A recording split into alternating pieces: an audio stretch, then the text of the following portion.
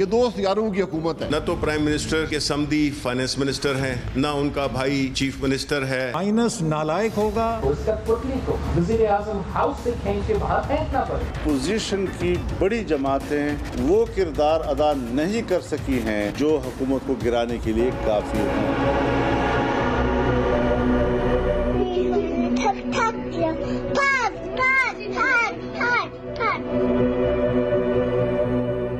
अस्सलाम वालेकुम। पाकिस्तान टुडे के साथ मैं हूं सैयद समर अब्बास। मुल्क की सियासत में चलने वाली जो बहस है -1 की अब एक दिलचस्प रुख इख्तियार कर चुकी है। आज नून लीग की तरफ से फिर ये बात सामने आई कि पूरी हुकूमत ही माइनस होनी चाहिए इमरान खान साहब की। और नाजरीन, लेकिन इसी नून लीग के आज 6 MPs और पाकिस्तान पीपल्स पार्टी का एक रुकन पंजाब असम्बली खुद माइनस हो गए। और ये पहली मरतबा नहीं, तीसरी मरतबा आज उन्होंने उस्मान बुज़दार साहब के साथ मुलाकात की है और उनसे अपने अपने हलके के मसाइल डिस्कस किए। अब ये मुलाकात पहले भी 2 बार ये MPs कर चुके हैं, लेकिन शायद इस मौके पे कि जब अपोजिशन ये दावा कर रही है कि 22 के करीब डिफेक्शंस हुकूमत के अंदर हो चुकी हैं, MNAs जो हैं वो तैयार हैं अपोजिशन का साथ देने के लिए किसी भी अदम एतमाद की तहरीक में, तो इस मौके पे इन अरकान के साथ मुलाकात करके शायद इसका मकसद अपोजिशन को आईना दिखाना था। और आईना तो वैसे मौलाना फजलुर रहमान साहब भी अपोजिशन की बड़ी पार्टीज़ को दिखा रहे हैं। आज भी उन्होंने अपोजिशन की बड़ी जमातों को तनकीद का निशाना बनाया और उनकी हिकमत अमली पर तनकीद की और कहा कि इस तरह से जो बातें की जा रही हैं, दावे किए जा रहे हैं कि हुकूमत को गिरा दिया जाएगा या फिर हुकूमत जाने की बातें की जा रही है, जबकि अमलन ये पार्टीज़ कहाँ खड़ी हैं। तो ये आईना आज मौलाना साहब ने भी दिखाया है उन्हें, उनकी पॉलिसीज़ को तनकीद का निशाना बनाते हुए। और नाजरीन, इस्लामाबाद में मंदिर की तामीर का जो मामला है ये एक बहुत ज़्यादा इस पर एक तनाज़ा बन रहा है और इस पर पॉलिटिकल पार्टीज़ भी मैदान में आ गई हैं और कुछ मजहबी ग्रुप भी सामने आ गए हैं जो इस मंदिर की भरपूर मुखालफत कर रहे हैं, इसकी तामीर की।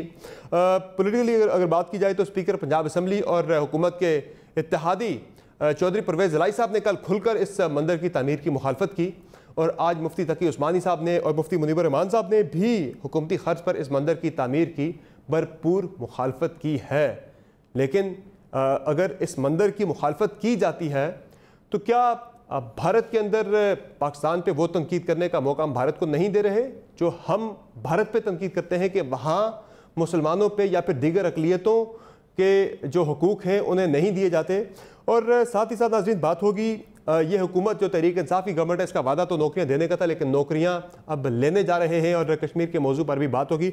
हमारे साथ प्रोग्राम में शरीक गुफ्तगू हैं सेनेटर मुस्तदिक मलिक साहब, मुस्लिम लीग नून के सीनियर रहनुमा हैं। हमारे साथ प्रोग्राम में मौजूद हैं जनाब नदीम अफजल चंद साहब, पाकिस्तान तहरीक इंसाफ से वज़ीर आज़म के तर्जुमान हैं, और नफीसा शाह साहिब हमारे साथ प्रोग्राम में मौजूद हैं, मरकज़ी सेक्रेटरी इत्तलात पाकिस्तान पीपल्स पार्टी। और प्रोग्राम के आखिरी हिस्से में हम सदर आज़ाद कश्मीर के साथ भी बात करेंगे, सरदार मसूद खान साहब के साथ कश्मीर के मामले पे। बहुत शुक्रिया, आपने प्रोग्राम में वक्त दिया जी। पहले बात कर लेते हैं जो अपोजिशन की तरफ से दावे आ रहे हैं इस हुकूमत के बारे में, जो बातें सुनने को मिल रही हैं उस पर आज भी जो बयानात सामने आए मुस्लिम लीग नून की क़यादत की तरफ से, ज़रा वो सुन लें जी। ये दोस्त यारों की हुकूमत है। कोई SAPM बना हुआ है, कोई एडवाइजर बना हुआ है, कोई ओहदों पे लगा हुआ है। ये हुकूमत जो जल्द जाने वाली है, माइनस नालायक होगा, माइनस करप्ट है वो होगा। अब इनके जाने का वक्त आ गया है और अपनी नाकामी देखकर इनको अब डरावने ख्वाब आ रहे हैं। इमरान खान के माइनस होने से कौमी यकजहती पैदा हो सकती है, इसमें मुस्लिम लीग नून को कोई एतराज़ नहीं है। ये मुस्तदिक मलिक साहब, दावे तो आप कर रहे हैं इमरान खान साहब के हवाले से, उनके माइनस होने के हवाले से बातें हो रही हैं, लेकिन आपकी अपनी पार्टी के आज 6 MPs मिले हैं जाके उस्मान बुज़दार साहब के साथ। ये पहली मरतबा नहीं, ये तीसरी मरतबा ये मुलाकात हो रही है। पार्टी की तरफ से दावे होते रहे कि इन्हें शोकाज भेज दिए, इनके खिलाफ कार्रवाई होगी, लेकिन वो बार बार जाके मिल रहे हैं और मकसद यही है कि वो आईना दिखा रही है शायद गवर्नमेंट आपको कि आप हमारे माइनस होने की बातें कर रहे हैं, आपके अपने MPs माइनस हो रहे हैं।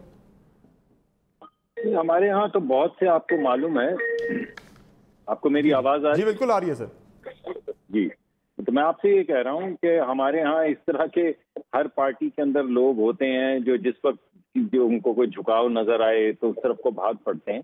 इन तमाम लोगों को शो कॉजेज हो चुके हैं, शो कॉज नोटिस इशू हो चुके हैं और मेरे ख्याल में इनके खिलाफ कार्रवाई भी होगी इस वक्त। क्योंकि ये मुझे अपनी आवाज एको हो रही है, आप जरा इसको फिक्स कर सकते हैं प्लीज? सर इसको कर लेते, आप बात करें, मुझे आवाज आपकी ठीक आ रही है सर। जी मैं जब बोलता हूँ तो मुझे अपनी आवाज वापस सुनाई देती है, इसको जरा ठीक कर दीजिए।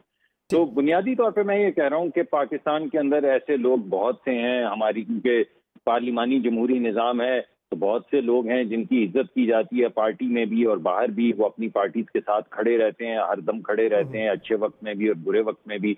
और हमारी तारीख के अंदर बेशुमार ऐसे लोग हैं जो लुढ़क जाते हैं। वो हर हुकूमत जो आने वाली होती है उसमें वजीर होते हैं। बुनियादी तौर पे मैं ये कह रहा हूँ कि पाकिस्तान के अंदर ऐसे लोग इस तरह के कोई लोग हमारे साथ नहीं है। पार्लिमानी ज़ाती मुफाद में कभी इधर उधर लुढ़कते रहते हैं, लेकिन पार्टी उनसे छोड़ी नहीं जाती। अखलाकी तौर पे तो उनको चाहिए था पार्टी से साइन दे देते, पार्टी का वोट लेकर आए थे, लेकिन छोड़ी इस वजह से। ठीक है सर, मैं दोबारा आपसे आपकी तरफ आता हूँ। डॉक्टर साहब, कोई थोड़ा ऑडियो का इशू आ रहा है, मैं दोबारा आपकी तरफ आता हूँ।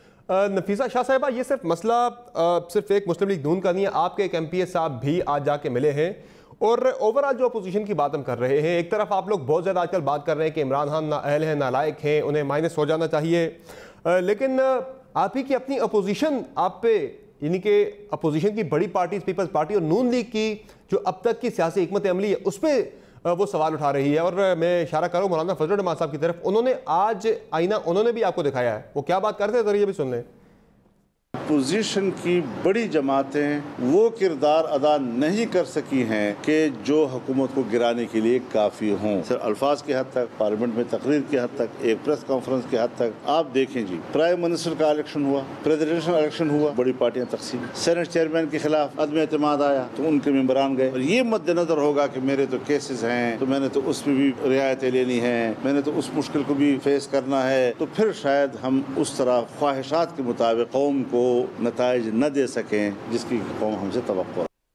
वैसे ही आपके केसेस की बात जो की है मौलाना साहब ने, वो और इमरान खान साहब को एक नुक्ता मुझे नजर आया जिस पे वो एक पेज पे नजर आ रहे हैं। जी नफीसा बीबी, वो तो कह रहे हैं आप कर ही नहीं सकते ये काम जो बातें आप इतनी बड़ी कर रहे हैं। देखें, ये अपनी जगह हकीकत है कि जो गवर्नमेंट है वो उसने एक विक्टिमाइजेशन कैंपेन इनकी, अगर आप परफॉर्मेंस देख लें तो सिवाय 2 साल में उन्होंने कितने केसेस नैब के थ्रू हमारे ऊपर बनवाए, कितने अरेस्ट्स किए, कितना हमें मीडिया को साइलेंस किया, जिस तरीके से एक एक इदारे को तहस नहस करके उन्होंने रख दिया है, तो यकीनन ऑपोजिशन को तो उन्होंने पार्लियामेंट को चलने नहीं देते। तो ऑपोजिशन के लिए आप देखें कितने चैलेंजेस हैं। आप तो हमें सलाम पेश करें कि इस माहौल में, इस घुटन के माहौल में, जबकि उन्होंने कोई कसर नहीं छोड़ी, कोई हरबा ऐसा है जो इस्तेमाल नहीं किया कि ऑपोजिशन की आवाजें कैसे आप जो है वो दबाएं। तो इस माहौल में अगर ऑपोजिशन कर रही है, और हमारे चेयरमैन बिलावल भुट्टो जरदारी इवन कल तक राब्ते में थे कि हम किस तरीके से इकट्ठे हों, APCs की बात चल रही है।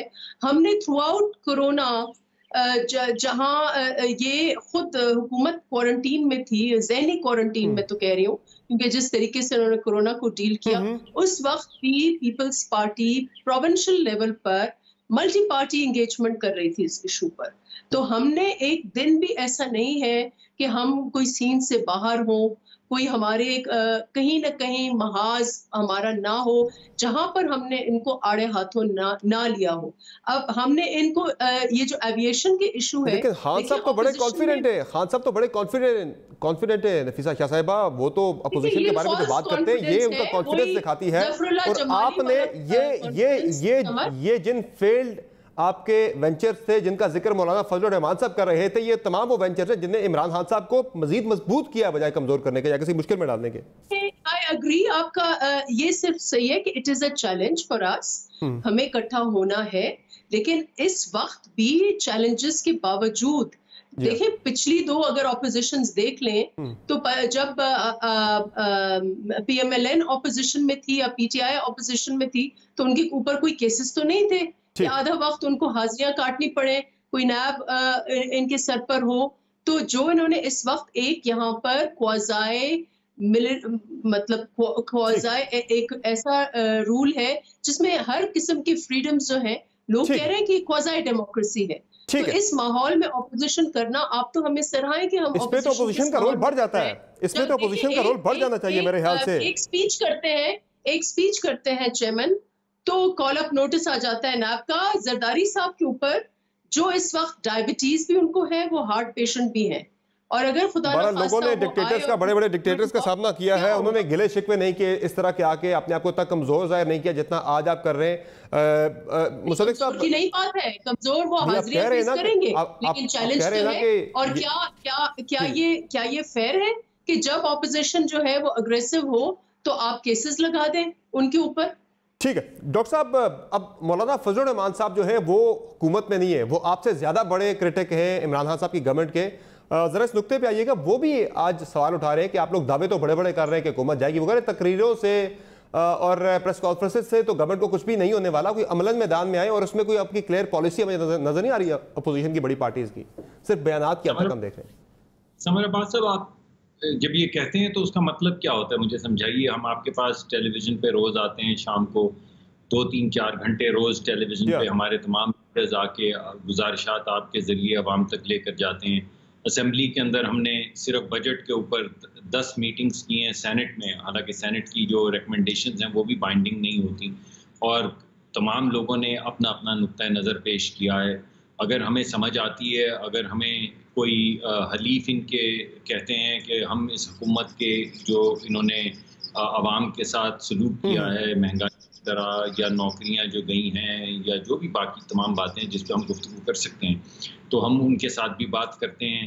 अगर किसी वक्त हमें कोई जुलूस करना पड़ता है अवामी हक में तो वो जुलूस करते भी हैं, और आने वाले वक्त तो मौलाना साहब कह रहे हैं जो आपके साथ अपोजिशन में सर के अंदर जिन जिन चीजों की गुंजाइश है वो तो हम कर रहे हैं। आपके गुमान में क्या है, वो क्या बात है जो आप कहना चाह रहे हैं? ये मौलाना साहब के गुमान की बात कर रहा हूं मैं, मौलाना साहब को मुतमईन करें। वो बहुत ज्यादा सवाल उठा रहे हैं पीपल्स पार्टी और नून लीग के हवाले से कि वो कह रहे हैं कि उनकी जो पॉलिसीज हैं वो बिल्कुल ही आप कॉम्प्रोमाइज जो पोजीशन कर रहे हैं, आपके केसेस हैं ये एक तो वो इमरान खान साहब ने कहा था कि बिल जला दो, टैक्स देने बंद कर दो, सड़कों को आग लगा दो। अगर आपके गुमान में कोई ऐसी चीज है तो अभी हमारे गुमान में मौलाना फजलुर रहमान साहब की बात कर रहा हूं, बाहर निकल के कुछ काम करें। अगर आप आइन के अंदर रहते हुए कह रहे हैं तो हमें खुद हक है आवाज उठाने का, हम हर फोरम पे उठाते हैं और उठाते रहेंगे।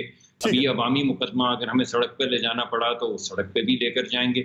तो मुझे कोई आपकी बात समझ नहीं आ रही, या मौलाना साहब की मैं माफी चाहता हूँ क्योंकि मौलाना साहब इस प्रोग्राम में है नहीं, तो मैं आप कहता हूँ तो बज़ाहिर ऐसा लगता है मैं आपसे बात कर रहा हूँ। लेकिन अगर मुझे समझ आ जाए कि वो आइन के अंदर रहते हुए किस चीज की बात कर रहे हैं तो हम जरूर उनसे बात करेंगे और उनके साथ चलेंगे, मुतमईन करेंगे। नदीम अफजल चंद साहब, ये जो अपोजिशन के जितने भी नाकाम वेंचर्स थे, हाँ वो चेयरमैन सेनेट के खिलाफ तहरीक अदम एतमाद हो या फिर दीगर मामलात हो, आज जब दोबारा से हम सुन रहे हैं कि एक APC होने जा रही है और उसमें मुमकिन तौर पर फिर शायद स्पीकर नेशनल असेंबली के खिलाफ तहरीक अदम एतमाद लाई जाए, तो ये नाकाम वेंचर्स ही कॉन्फिडेंस देते हैं आपको कि हमें अपोजिशन से मसला कोई नहीं है, जो मसला जो भी होना है वो आपको अपने अंदर से ही होना है, बहरहाल अपोजिशन से आपको कोई थ्रेट नहीं है। तो फिर ये -1 की जो बात हो रही है, ये -1 फिर किसको इशारा कर रहे थे खान साहब, किसको सुना रहे थे?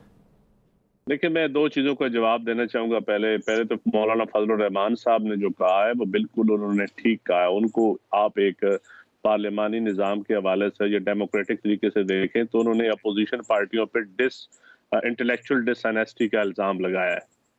तो पहले तो मेरे ख्याल में अपोजिशन पार्टीज़ को अब जवाब देना चाहिए मौलाना फजलुर रहमान की जवाब का। बहुत बड़ा इल्ज़ाम है ये, पॉलिटिक्स में इससे बड़ा इल्ज़ाम को नहीं होता। और दूसरा, मैं समझता हूं कि जो आप कह रहे हैं कि स्पीकर के खिलाफ नो कॉन्फिडेंस, ये इनका जमहूरी हक है, इस पे हम क्या कमेंट कर सकते हैं। लेकिन मेरे ख्याल में जो भी पार्लियामानी रवायात हैं वो तो यही हैं कि स्पीकर के खिलाफ, स्पीकर तमाम अपोजिशन हो या हुकूमत हो, स्पीकर एक सब के लिए मुतफिका होता है और कामयाब तो होनी नहीं। एक इस निज़ाम को अगर थोड़ा सा डिस्टर्ब करना चाहते हैं या कुछ दिन और पार्लियामेंट के ज़ाया करना चाहते हैं तो शौक से पूरे करें। मेजॉरिटी तो इनके पास है नहीं, अगर मेजॉरिटी होती तो ये बजट में ही दिखा देते। लेकिन अब मेरे ख्याल में इनको इश्यूज की तरफ आना चाहिए और इश्यूज जो जेन्युइन अवाम के इश्यूज हैं वो हाईलाइट करें और हुकूमत को अकाउंटेबल करें। हम वेलकम करेंगे।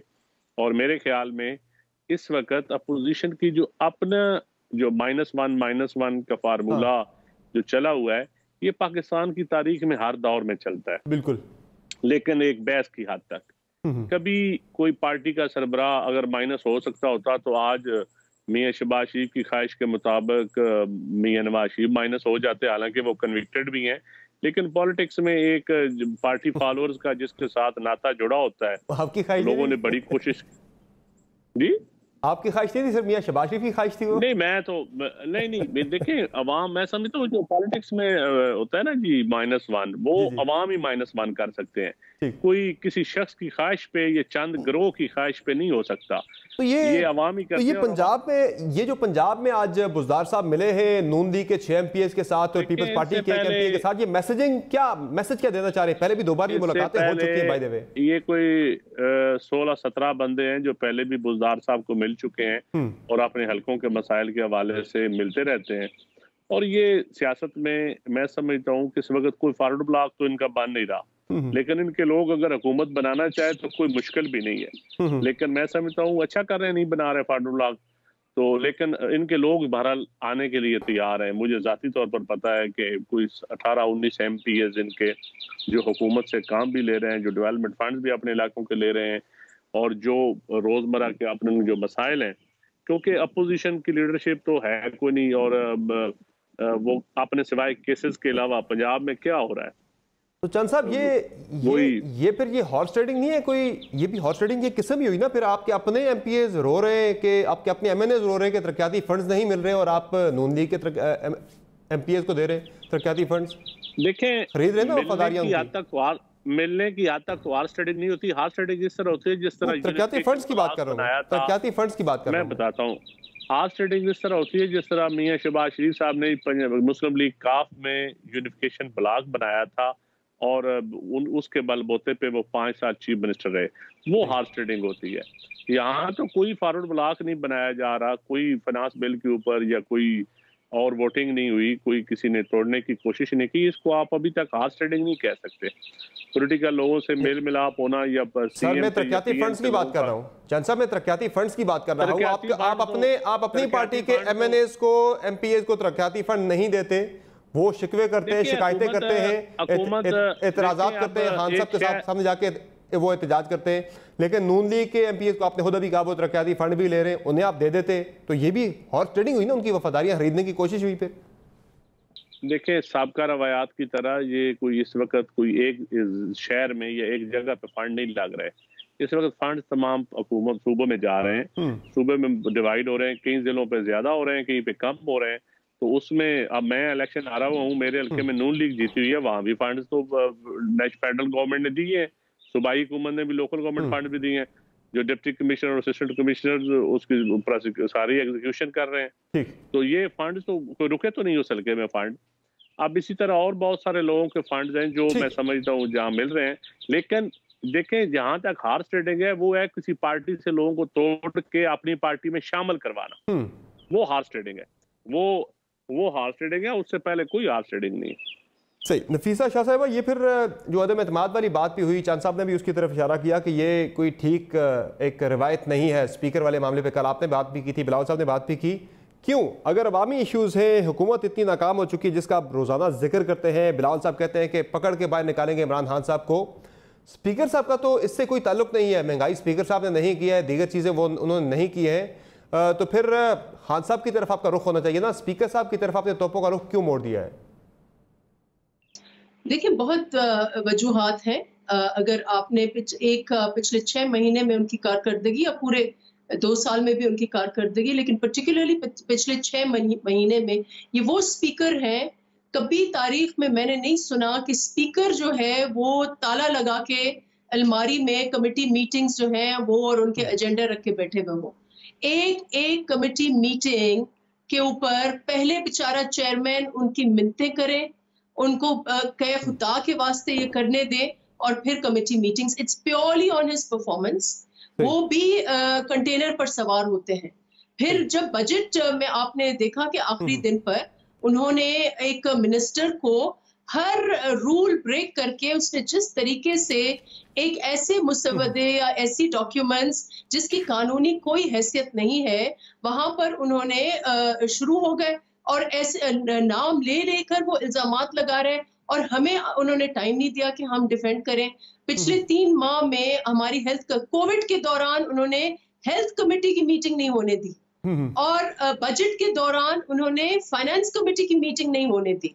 हम लोगों को, I am more senior than him in the parliament, मैं उठती हूँ, मुझे बोलने नहीं देते। तो I think he is working, वो इशारों की जबान जो पीछे से प्राइम मिनिस्टर साहब उनको इशारे देते हैं उस जबान पे वो चलते हैं, इसलिए he is not behaving like a custodian of the house. He is behaving like a worker of PTI. लेकिन ये सारे ऑप्शंस जो ऑपोजिशन के पास है, एक ऑप्शन हमारे पास पार्लियामेंट के अंदर होते हैं। हमने पहले बहस में इम्पीचमेंट, क्योंकि प्रेसिडेंट हमारे पास बहसियत पार्लियामेंट मवाद है प्रेसिडेंट के खिलाफ भी, वो उसने भी इम्पीचेबल बातें की हैं, फेंसेस की हैं, स्पीकर के खिलाफ मवाद है और प्राइम मिनिस्टर के खिलाफ तो ढेर सारा माहौल है। तो शुरू किससे कर रहे हैं फिर आप? शुरू फिर आप स्पीकर से कर रहे हैं मामला? बाहर जो स्ट्रीट पॉलिटिक्स है उसके भी ऑप्शंस मौजूद हैं। जब एबीसी होगी तो फैसला होगा कि इनमें से कौन सा ऑप्शन यूज होगा और कौन सा ऑप्शन यूज नहीं होगा। ठीक है, चले मुझे एक मुख्तसर ब्रेक ले दिए, ब्रेक से वापस आएंगे तो ये मंदिर वाला मामला भी डिस्कस करेंगे और नौकरियों वाला मामला भी, जो कि तहरीक इंसाफ की हुकूमत ने तो नौकरियां देनी थी, ये नौकरियां लेना शुरू कर दी हैं। बात होगी ब्रेक के बाद, हमारे साथ रहेंगे।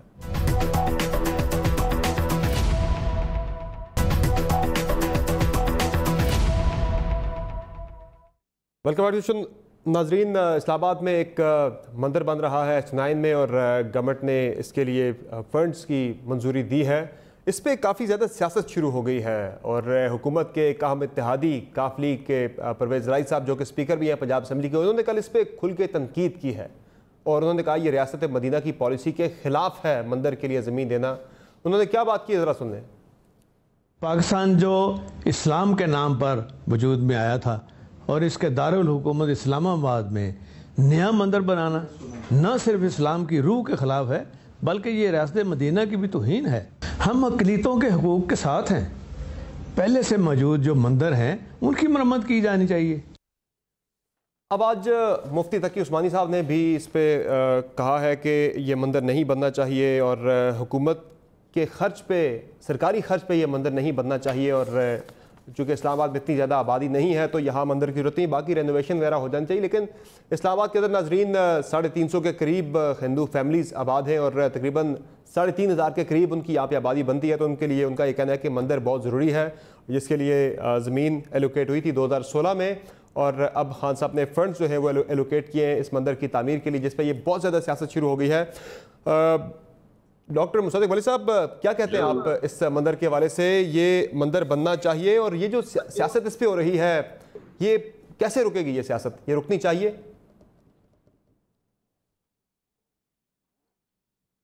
जी डॉक्टर साहब। समर साहब की मुझे आवाज नहीं आ रही। डॉक्टर साहब मैं दोबारा आपकी तरफ आता हूँ। नफीसा शाह साहब, ये जो मंदिर बन रहा है इस्लामाबाद के अंदर, इस पे बहुत सारी पॉलिटिकल भी आवाज़ें उठ रही हैं इसके खिलाफ और कुछ मजहबी लोग भी इसकी मुखालफत कर रहे हैं। क्या कहेंगी आप इस मंदिर के मामले में? पीपल्स पार्टी की हद तक तो किसी किस्म की मुखालफत नहीं होगी, क्योंकि आप तो बहुत ज़्यादा बात करते हैं माइनॉरिटीज़ के राइट्स की और दीगर चीज़ों के हवाले से। देखिए, फंडामेंटल राइट्स हैं, फिर राइट टू वर्शिप है और वो प्रिंसिपल्स ऑफ पॉलिसी में है कि कोई भी जो है वो, और हमारे कायद की भी स्पीच है, you are free to go to your temples and you are free to go to your mosques. तो हमारे पास लीगल प्रेसिडेंट भी है, मजहबी रवादारी का भी प्रिंसिपल यही है। तो रिलीजियस कहीं कानून में कोई बार तो नहीं है कि कहीं मंदिर नहीं बन सकता या कहीं, अभी हमने देखिए इतना मतलब बहुत ही एक लिबरल स्टेप है कि ये जो गुरुद्वारा करतारपुर वाला, हमने वहाँ उस पे कितने अरब खर्च हुए हैं। बिल्कुल। और वहाँ सिख यात्री जो हैं अभी भी आ रहे हैं।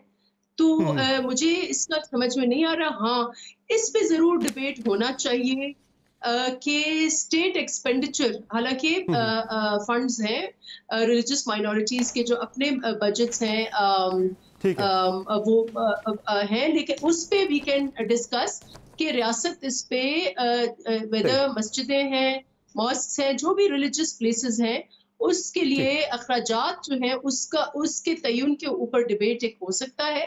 लेकिन हमें कोई इसमें इतराज नहीं है कि इस्लामाबाद में क्यों ना हो मंदिर। डॉक्टर साहब, ये जो इतराज आया है सामने परवेज इलाही साहब की तरफ से कि नहीं बनना चाहिए, रियासत मदीना की पॉलिसी के खिलाफ है, मुफ्ती तकी उस्मानी साहब ने इसकी मुखालफत की है, दीगर और कई लोग हैं जो कि इस मंदिर की तामीर की मुखालफत कर रहे हैं। आप अपोजिशन की बड़ी पार्टी है, आपकी पार्टी का क्या मौक़िफ़ है इस मंदिर के हवाले से? चूंकि लैंड जो है वो आप ही के दौरे हुकूमत में एलोकेट हुई थी मंदिर के लिए, आप 10 करोड़ रुपए खान साहब ने ग्रांट जो है अप्रूव किया मंदिर की तामीर के हवाले से। ये जो बहस है, ये जो तनकीद है, ये भारत को मौका नहीं देगी पाकिस्तान पे तनकीद करने का, चूंकि हम भारत पे तनकीद करते हैं कि वहां पे माइनॉरिटीज को अच्छी तरह से ट्रीट नहीं किया जा रहा?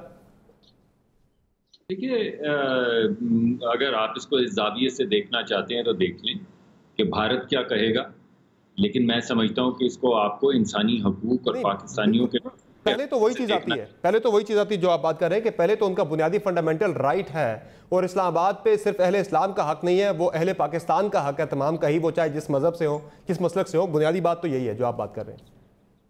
ये तो बुनियादी बात की बात करें, भारत क्या कहेगा हमें उससे क्या है? भारत जो करता है, जो कहता है, हम उस पर कान धर के अपना मुल्क थोड़ी चलाएंगे।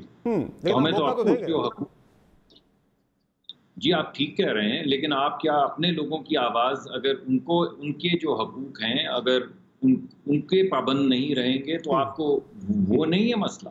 बिल्कुल, मैं तो समझता हूँ किसी भी मुल्क में रहते हुए सबसे पहले आपको जो आपके अपने मुल्क के शहरियों के हकूक़ हैं, जिसकी हिफाजत और जिसकी पासदारी आइन करता है, आपको उसके ऊपर अपनी नजरें मरकूज करनी है। और मैं समझता हूँ कि हमारा मज़हब जो है उसने हमेशा रिलीजियस माइनॉरिटीज़ को उनके हकूक़ दिए हैं, हमेशा दिए हैं, पूरी इस्लामी तारीख़ में दिए हैं। हमारा मज़हब एक बड़ा बुलंद और रोशन मज़हब है, और हम उसकी मुताबिकत से चलेंगे, और उसी की मुताबिकत से तमाम जो माइनॉरिटीज़ हैं उनको ज़िंदा रहने के, आगे बढ़ने के हकूक़ होने चाहिए, रिलीजियस राइट्स भी होने चाहिए, अपॉर्चुनिटी के राइट्स भी होने चाहिए, और हैं भी। और अगर जहाँ पे कहीं कोताही है हम उसको फिक्स करेंगे। तो मैं तो इस नुक्ता नज़र पे समझता हूँ हमें पाबंद रहना चाहिए, और इस्लाम के मुताबिक बड़ी खुशाइद बात है कि हमारी दो जो अपोजिशन की बड़ी पार्टीज है, पीपल्स पार्टी और मुस्लिम लीग नून, वो इस मंदिर की तामीर के हवाले से जो प्रोपेगेंडा हो रहा है वो इसके बिल्कुल खिलाफ है और मंदिर की तामीर के हक में है। चंद साहब, आपके अपने इत्तेहादी अब शोर मचा रहे हैं, और परवेज़ इलाही साहब की तरफ से जो बयान आया है कि ये रियासत मदीना के खिलाफ है, असूलों के खिलाफ है, इस्लामाबाद में मंदिर नहीं बनना चाहिए, ये इत्तेहादियों को तो पहले जरा मना ले कि भाई ये क्या कर रहे हैं आप, उन्हें समझा लें कि ये फंडामेंटल राइट है किसी भी शहरी का। नहीं, मैं उनकी इस बात से बिल्कुल, चौधरी साहब की बात से इत्तेफाक नहीं करता। तो रियासत मदीना में क्या और बहुत सारी चीज़ें हैं जो हम नहीं कर पा रहे, रियासत मदीना की वायलेशन करते हैं, करप्शन करते हैं। तो रियासत मदीना उसके बना है, रियासत मदीना के रूल्स के मुताबिक, रियासत मदीना के रूल्स के मुताबिक कब्जा करना, रियासत मदीना के रूल्स के मुताबिक कत्ल गारत करना, रियासत मदीना के रूल्स के मुताबिक बहुत सारी चीज़ें हैं जो हो रही हैं। और मेरे ख्याल में इस टॉपिक के ऊपर पॉलिटिक्स बिल्कुल नहीं करनी चाहिए कि आप मजहबी लोगों के जज्बात को उभारें, तो कोई फायदा नहीं होगा किसी को। अगर अपोजिशन पार्टी जी देखें, मियां साहब के दौर में उन्होंने जगह एलोकेट की, और अब पीटीआई की हुकूमत ने बहुत अच्छा किया है। और हमारे सरकारी ऑफिस में हिंदू कम्युनिटी के लोग हैं, हमारे सुप्रीम कोर्ट में हैं, हमारे फौज में हैं, बहुत सारे हैं। वो इस्लामाबाद सिटी में रहते हैं उन्होंने। और इस्लामाबाद जो होता है, ये जो कैपिटल होता है ना, ये टेरिटरी होता है एक सारे मुल्क के लिए, इंटरनेशनल कम्युनिटी भी इसको देख रही होती है। और आपने पाकिस्तान में तो आप जहाँ जी, हमने तो अब जाए मंदिरों पे, पुरानी जगहों पे कब्जे किए हुए हैं, वो छुड़वाने चाहिए। और वैक्यू ट्रस्ट प्रॉपर्टी को उनको, मेरे ख्याल है वो पुराने जमानों में जो जुल्म हुआ है उस प्रॉपर्टीज के साथ, वो अभी हम उसको ठीक करने की तरफ जा रहे हैं। तो ये बहुत अच्छा कदम है। इस पे कोई, मैं समझता हूँ कोई नाराज होता है तो हो जाए, इस टॉपिक पे ये करना चाहिए। ये इस पे ब्लैकमेल भी नहीं होना चाहिए, और इसको एक पिटीशन भी चल रही है सोशल मीडिया पे, कोई हलफनामा भी, कि मैं अपने जो टैक्स पेयर्स की जो मनी पे चुके बन रहा है, तो मैं अपने टैक्सेस जो है मैं नहीं चाहता कि उससे ये मंदिर बने। तो जिस तरह आपने बात की कि हिंदू कम्युनिटी के बहुत सारे लोग भी हैं कि जो टैक्सेस दे रहे हैं, वो भी इस सिस्टम का हिस्सा है, उनका राइट है। बहुत सारे टैक्स दे रहे हैं। और ये हुकूमत जब माइनॉरिटीज को देखे, यहाँ पे आपने जब लाल मस्जिद दूसरी दफा बनी तो किसने बनवाई? वहाँ सीडीए के मौलाना अब्दुल अजीज साहब सीडीए से तनख्वाह ले रहे हैं, तो वो क्या वो जगह उस पे सीडीए का फिर पैसा नहीं इस्तेमाल हो रहा। यहाँ बड़ी बड़ी चीजें हो रही हैं, आप इस तरह ना करें ना, आप मुआशरे को इस तरह तकसीम ना करें। और माइनॉरिटी का, मैं अपोजिशन का भी इसके ऊपर शुक्रिया अदा करता हूँ, जो बड़ी पार्टीज हैं और जो कंसेंसस है उसको कंसेंसस में दें। ऐसे चीजों को जो आप वायलेट करता है वो फिर मुल्क के साथ आप की नेक नीति नहीं होती। बिल्कुल, आपने ज़बरदस्त बात की कि ये नेक नियति ने मुल्क के साथ अच्छा नहीं होगा और इस तरह की जो तकसीम है वो ख़त्म होनी चाहिए। और जो बड़ी पार्टीज़ हैं हमारी मुल्क की, तहरीक इंसाफ, पीपल्स पार्टी, नून लीग, इनका रोल बनता है कि ये दीगर लोगों के अंदर भी अगर कोई मिसअंडरस्टैंडिंग पैदा हो रही है उसको ख़त्म करने में अपना किरदार अदा करें। और अब कुछ बात हो जाए नाज़रीन नौकरियों के हवाले से कि पहले स्टील मिल से मुलाजमीन निकाले गए, उसके बाद आज PTDC Pakistan tourism development corporation के बहुत सारे मुलाजमीन को आज फारिग कर दिया गया है नौकरियों से। और 1 से 16 ग्रेड के तकरीबन 80,000 के करीब असामियाँ जो खाली थी उन्हें पुर होना था, वो हुकूमत ने अबॉलिश कर दी है, ख़त्म कर दी है। चंद साहब जब इक़्तिदार में आने से पहले खान साहब मुख्तलिफ मौक़े पर बात किया करते थे, वो तो नौकरियों की बात करते थे कि पाकिस्तान में नौकरियां लाएंगे, हम नौकरियां देंगे। वो दावे क्या थे, ज़रा ये सुन लें, फिर उसके बाद मैं आपका तबसरा इस पर देता हूँ, सुनाइए ज़रा। हमारा चैलेंज ये है कि हमने 1 करोड़ नौकरियां पाकिस्तान में पैदा करनी है। ये साल है हमारा 2020 लोगों को नौकरियां देने का। ये साल नौकरियां देने का साल था। इक़्तिदार में आने से पहले नौकरियां देने की बात हुई थी, 1 करोड़ नौकरियां आपने देनी थी। ये नौकरियां तो आप ले चुके लाखों में, क्या कर रहे हैं? देखें, मेरे ख्याल में तो किसी को नहीं निकालना चाहिए और रिफॉर्म्स डिफरेंट डिपार्टमेंट्स में होनी चाहिए। कुछ डिपार्टमेंट डिवाल्व हुए हैं, सूबों के पास गए हैं, कुछ मर्ज हुए हैं फेडरल लेवल पे, तो सरप्लस में भेज देना चाहिए। जो लोग ठीक है, जो गलत तरीके से अपॉइंटमेंट हुई है, उनका भी मैं समझता हूँ कि जिनकी 4-4, 5-5 साल नौकरी हुई है, उनको किसी ऐसे पूल में भेजना चाहिए जहां उनको दोबारा इम्तिहान देने का मौका मिले। तो निकाल रहे मैं तो किसी को निकालने के मैं तो निकालने के हक में नहीं हूँ। अब ये पार्टी के अंदर ये डिस्कशन जरूर होगी, कैबिनेट के अंदर। जहां तक मुझे याद है, जब मैं कैबिनेट में लास्ट आज से कोई 2-4 महीने पहले मैं भी बैठा था, तो ये फैसला हुआ था, खान साहब ने खुद कहा था कि किसी को नौकरी से नहीं निकाला जाएगा। अब क्योंकि मैं कनाडा गए, पीछे बंदे निकालने शुरू कर दिए इन्होंने सर। नहीं, बहरहाल मैं समझता हूँ कि नहीं निकालना चाहिए जी। मैं तो इसकी कभी भी हमायत नहीं करूंगा इस इशू की। डॉक्टर साहब, चंद साहब तो एक बोल्ड स्टांस ले रहे हैं अपनी गवर्नमेंट के फैसले के खिलाफ के जो बंदे निकाले जा रहे हैं वो कह रहे हैं नहीं निकाले जाने चाहिए। लेकिन ये जो काम तो हो रहा है, इस पे जाहिर है अपोजिशन का काम है अपोजिशन करना। कल पेट्रोलियम मसनूआत के मामले में जिस तरह से आप खड़े हुए, आपने एहतजाज किया, गवर्नमेंट को टफ टाइम दिया, और अब इस तरह की खबरें आ रही हैं कि शायद 5 से 10 रुपये पेट्रोलियम मसनूआत की कीमतों में कमी कर दी जाए पेट्रोलियम लेवी के अंदर से। ये मामला बड़ा इंपॉर्टेंट मामला है, नौकरियां देनी थी, नौकरियां ली जा रही हैं। ये कैसे फोर्स करें गवर्नमेंट को कि इस पर वो अपना डिसीजन वापस लें? आप किस किस चीज़ को रोएंगे समर साहब? आपको याद होगा लोगों को, आप तो सिर्फ एक महकमा की बात कर रहे हैं ना। प्राइम मिनिस्टर साहब ने कहा कि 1 करोड़ नौकरियां देंगे। हफीज़ पाशा साहब का आप एनालिसिस पढ़ें, वो ये कह रहे हैं बाकायदा रिसर्च करने के बाद कि 1 करोड़ 20 लाख के करीब नौकरियां चली जाएंगी। आप प्राइम मिनिस्टर साहब की गुफ्तगू सुने, वो कहते थे मैं लोगों को गुर्बत से निकालूंगा। आप ज़रा रिपोर्ट पढ़ें जो कह रही है मल्टी डिमेंशनल पॉवर्टी जो है उसमें 40% लोग जो हैं वो उससे नीचे गिर जाएंगे गुर्बत से। यानी नौकरी कहाँ से आती है? वज़ीर आज़म साहब को अगर ये बात समझ आ जाए कि जब मुल्क तरक्की करता है तो उस तरक्की की शरह के पीछे लोगों की नौकरी होती है, इसी तरह नौकरी मिलती है, मुल्क होता है, कारोबार चलते हैं। जब आप हर कारोबार करने वाले को चोर समझें, हर एक को, चलें चीनी वाले चोर थे, हमने मान ली बात, आटे वाले हाँ वो भी चोर थे, चलें वो भी मान ली। दवा जाती है तो आप कहते हैं कि दवा साज कंपनियां जो हैं वो चोर हैं। स्कूलों के अंदर मसाइल पैदा होते हैं तो आप कहते हैं स्कूल माफिया है। अस्पताल के अंदर आग की कोताही से अगर बिस्तर खत्म होते हैं तो आप कहते हैं हॉस्पिटल माफिया है। पेट्रोल खत्म होता है तो अपनी कोताही मानने के बजाय कि आपने खत लिखा था और मजबूर किया था पेट्रोलियम कंपनियों को, ये इंस्ट्रक्शन दी थी कि वो इम्पोर्ट ना करें तेल, उसके बजाय कहते हैं कि ये भी माफिया है। अगर बिजली आप कहते हैं, हमें कहते थे सरप्लस है, आज लाहौर में 5 घंटे के अंदर हो रही है लोड शेडिंग। सरप्लस है तो फिर लोड शेडिंग क्यों है? और अगर लोड शेडिंग है तो फिर सरप्लस का है कि वो भी माफिया है। यानी स्कूल भी माफिया है, अस्पताल। जब आप इस तरह सोच रखेंगे तो वो आपने तमाम चीजें जिनसे लोगों को नौकरियां देनी है, आप काहे को दे पाएंगे, आप कैसे दे पाएंगे? तो मुझे लगता है जो मैं पहले नुक्ता उठा रहा था कि अगर 2 के बाद आप देखेंगे कि हुकूमत के पास सरकारी लोगों को पैसे तनख्वाह के देने के पैसे नहीं रह जाएंगे। इनसे अभी भी बजट आने से पहले एक माइक्रो बजट पहली दफा पाकिस्तान की तारीख में निकाल दिया कि 55 रुपए की प्रोडक्ट 45 रुपए का टैक्स लगा दिया। पॉइंट आ गया आपका सर, ठीक है जी, ठीक है। नफीसा शाह साहिबा, ये जो आप बात कर रही थी कि अपोजिशन को विक्टिमाइज किया जाता है, इंतकामी सियासत का निशाना बनाया जाता है, बड़ी मुश्किल है अपोजिशन इस मुल्क के अंदर करनी।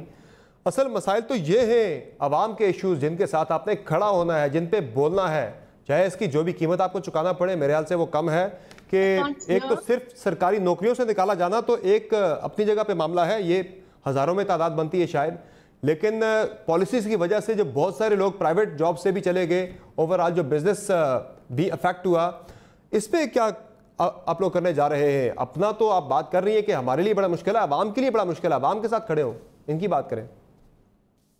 देखिए, सबसे बड़ा इस हुकूमत का जो हम जुर्म, समाजी जुर्म वो कहेंगे, वो ये है कि इन्होंने इस टाइम पर पेंडेमिक के दौरान दुनिया भर में जो सॉरी ये बार बार फोन आ रहा है, जो वर्स्ट कैपिटलिस्ट स्टेट्स थी उन्होंने भी रियासत को स्ट्रेंथन किया, पब्लिक सेक्टर को स्ट्रेंथन किया। ये एक एक करके ये हथौड़ा ग्रुप है। ड्यूरिंग पेंडेमिक उन्होंने स्टील मिल के ऊपर एक हथौड़े का वार किया, अभी पीआईए के ऊपर हथौड़े का वार कर दिया, आज पीटीडीसी के ऊपर उन्होंने वार कर दिया। एक एक करके रियासत के टुकड़े टुकड़े करके ये बेच रहे हैं। और कल तक तो यही रूमर था, आज डर गए शायद, हमने इतनी मुखालफत कर दी। रूजवेल्ट, इन्होंने बाकायदा मिनट्स लिखे हैं कि प्राइवेटाइजेशन ऑफ रूजवेल्ट, आज उनका या कल उनकी वो मीटिंग थी जो सर्कुलर हुआ, वो तो जॉइंट वेंचर के तहत जो है उसे दोबारा से खड़ा किया जा रहा है। 40% प्राइसेस कम है। रियल एस्टेट जो है ड्यूरिंग रिसेशन रियल एस्टेट खरीदते हैं, नहीं हो रहा, बेचते नहीं, बेचकारी नहीं हो रही, बेचा नहीं जा रहा, बल्कि जॉइंट वेंचर के तहत उसकी दोबारा से रीस्ट्रक्चरिंग हो रही है। जी, आज डिनाई किया उन्होंने, बिल्कुल। लेकिन इनकी नियत है इसको कैसे तबाह करें। सही है, चले चले, बहुत शुक्रिया, बहुत शुक्रिया आप तीनों मेहमानों का, आपने प्रोग्राम में ज्वाइन किया। नाजरीन, प्रोग्राम में एक ब्रेक शामिल करेंगे, ब्रेक से वापस आएंगे तो बात करेंगे कश्मीर की सूरत हाल की, कि कश्मीर के अंदर इस वक्त जो हालात बने हुए हैं, भारत की तरफ से जुल्म और सितम का सिलसिला भी जारी है, और अब कश्मीर की हैयत तब्दील करने के हवाले से भी भारत की तरफ से तेज़ी से इक़दाम उठाए जा रहे हैं। इस साल अक़वाम मुत्तहिदा की जनरल असम्बली का इजलास नहीं होने जा रहा, जहां हम जाके पाकिस्तान ज़ोर शोर के साथ कश्मीरियों का केस पेश कर सकता था। ऐसे में पाकिस्तान के पास ऑप्शंस क्या है भारत को पूरी दुनिया के सामने बेनकाब करने के, इस पर बात होगी। ब्रेक के बाद हमारे साथ मौजूद होंगे सदर आज़ाद कश्मीर जनाब सरदार मसूद खान साहब, हमारे साथ रहेंगे।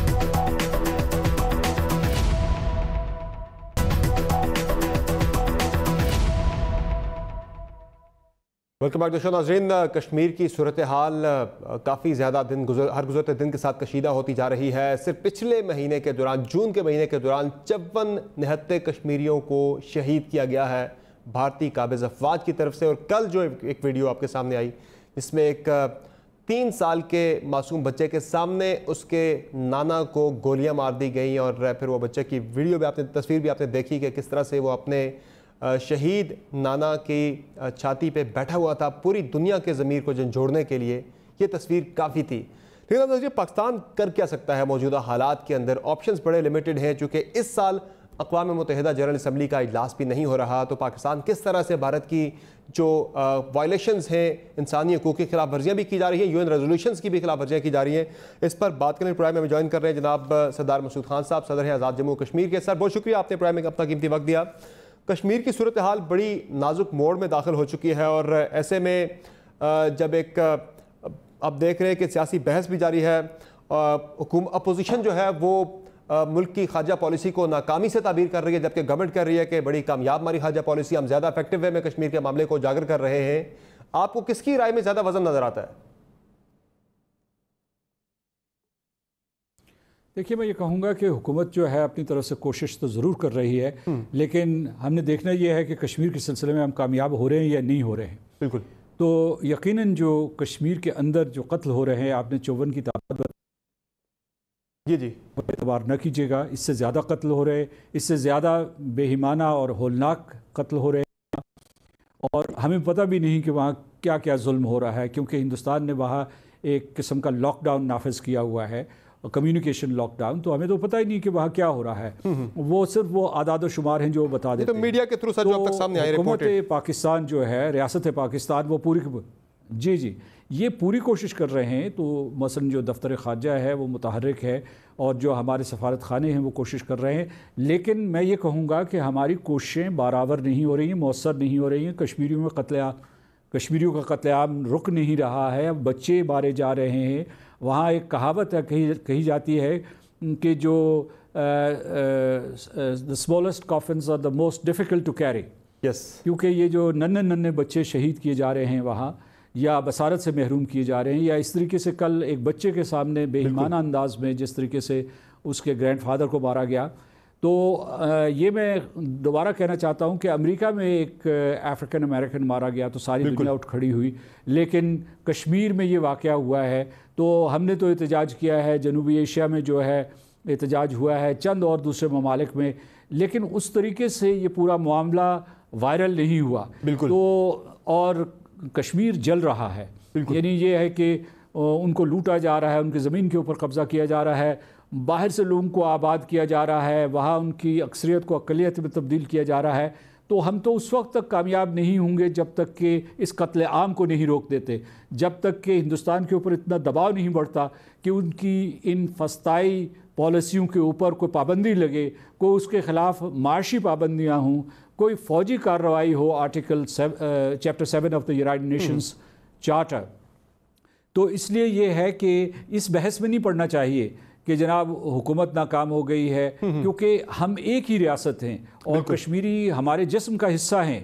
तो अपोजिशन और हुकूमत को मिल के एक ऐसी मुश्तरका हिकमत अमली तरतीब देनी चाहिए ताकि कश्मीर के सिलसिले में हम कामयाब हों। सर, ये जो सोपुर का कल का वाक़या था जिसका आपने अभी जिक्र भी किया, एक बच्चे के सामने उसके नाना को कत्ल किया जाता है, शहीद किया जाता है, फिर वो बच्चे की तस्वीर जो एक आई, जिस तरह आपने बात की कि अमेरिका में एक ब्लैक अमेरिकन को कत्ल किया जाता है तो पूरे अमेरिका के अंदर, पूरी दुनिया के अंदर एक वेव चल पड़ती है। लेकिन इस मामले पे ये जो तस्वीर है ये बहुत एक यानी कि दिल दहला देने वाले मनाजिर थे। जो भी बाज़मीर शख्स है उसके ज़मीर को झंझोड़ने के लिए ये तस्वीर काफ़ी थी। तो पाकिस्तान क्या कर सकता है कि दुनिया के ज़मीर को हिलाया जाए, झंझोड़ा जाए कि जो बड़ी ताकतें जो मैटर करती हैं वो इस मामले पे नोटिस लें ताकि ये जुल्म और सितम का सिलसिला रुके तो सही। देखिए, अमेरिका में जॉर्ज फ्लॉयड के कत्ल के बाद जो है जो रद्द-ए-अमल सामने आया वो इस वजह से कि वहाँ की सिविल सोसाइटी बेदार थी, मुनज़्ज़म थी, और उसके बाद उनकी सियासी जमातें, सियासी क़ुव्वतें जो हैं उन्होंने भरपूर रद्द-ए-अमल दिया। अभी जो है हम लोग उस तरीके से मुनज़्ज़म नहीं हैं और इस्लामी दुनिया मुनज़्ज़म नहीं है, यानी जो सिविल सोसाइटी है वो नीम मुतहर्रिक है, उसमें से कुछ रद्द-ए-अमल आ जाता है लेकिन वो भरपूर नहीं होता। तो अगर वहाँ जो है अमेरिका में गैर फ़ाल होती उनकी जो सिविल सोसाइटी है या उनकी जो सियासी क़ुव्वतें हैं तो वहाँ भी रद्द-ए-अमल नहीं आना था। वहाँ चूँकि वो लोग कानून की हुक्मरानी के ऊपर यकीन रखते हैं, अगरचे वो बैनुल-अक़वामी कानून की हुक्मरानी के ऊपर यकीन नहीं रखते हैं, तो इसमें हमें वो क़ुव्वत, वो इस्तेदाद पैदा करनी चाहिए। आप ये देखिएगा कि कहीं मुझे ख़तरा ये है कि यही इस बच्चे की जो तस्वीर है ये हम पाकिस्तानी या पाकिस्तान और आज़ाद कश्मीर के लोग भी जो है चंद दिनों के बाद भूल ना जाएं और उसके बाद जो है हमारे अपने जो झगड़े हैं हम उनमें न उलझ जाएं। तो कहने का मतलब ये है कि पूरी जनूबी एशिया के लोग जो हैं वो एक फैमिली है, एक ख़ानदान है, वहाँ रद्द-ए-अमल आना चाहिए। जो भारत का रद्द-ए-अमल है वो नहायत मुनाफिकाना है। वो झूठ बोल रहे हैं कि जनाब ये जो क्या कहते हैं सो कॉल्ड जंगजू मिलिटेंट्स उन्होंने मारे हैं, बात बिल्कुल गलत है। फ़ौजियों ने मारे हैं, फ़ौजियों ने उस शख्स को मारा है और उसके बाद जो है वो गैर संजीदा अमूर के साथ जो है इस पूरे के पूरे वाक़े को जोड़ने की कोशिश कर रहे हैं जो उनके सो कॉल्ड लिबरल्स हैं। बिल्कुल, तो एक मुनाफिकत का बोलबाला है पूरे के पूरे भारत में। तो हमने आलमी ज़मीर को तो झंझोड़ना है ही है जी। हमने यहाँ जो है अपनी सिविल सोसाइटी जो जनूबी एशिया या जो उम्मत मुस्लिमा की सिविल सोसाइटी है उसे बेदार करना है। जैसा कल तक तो बिल्कुल जिस तरह बात की भारत की तरफ से बड़ा प्रोपेगेंडा किया जा रहा था कि शायद ये जो कश्मीरी जंगजू हैं उनकी फायरिंग से ये बच्चे के नाना कत्ल हुए, लेकिन आज बच्चे की तरफ से इस बच्चे 3 साल के बच्चे ने गवाही दी है कि मारने वाले कौन थे। तो मैं चाहता हूँ जरा वो सुन भी ले, नाज़रीन भी देख लें कि बच्चे ने आज क्या बात की। किसने मारा?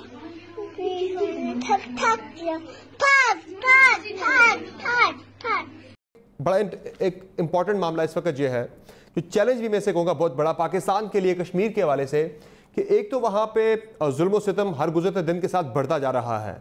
दूसरी चीज़ भारत अनअबेटेड जो कश्मीर की हैयत तब्दील करने के हवाले से वो इक़दामात उठा रहा है। वहाँ पे जो गैर रियासती अनासर हैं उनको वहाँ पे दी जा रही है, वहाँ के डोमिसाइल दिए जा रहे हैं।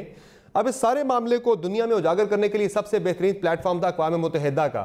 इस साल इजलास नहीं हो रहा, पाकिस्तान अगर होता तो बड़े ज़ोर शोर के साथ वहाँ कश्मीरियों का केस उठाता। तो अब जब UN जनरल असम्बली भी नहीं हो रही तो पाकिस्तान क्या कर सकता है? मुतबादिल हमारे पास क्या ऑप्शंस हैं कि दुनिया की आंखें खोली जाए कि कश्मीर में हो क्या रहा है?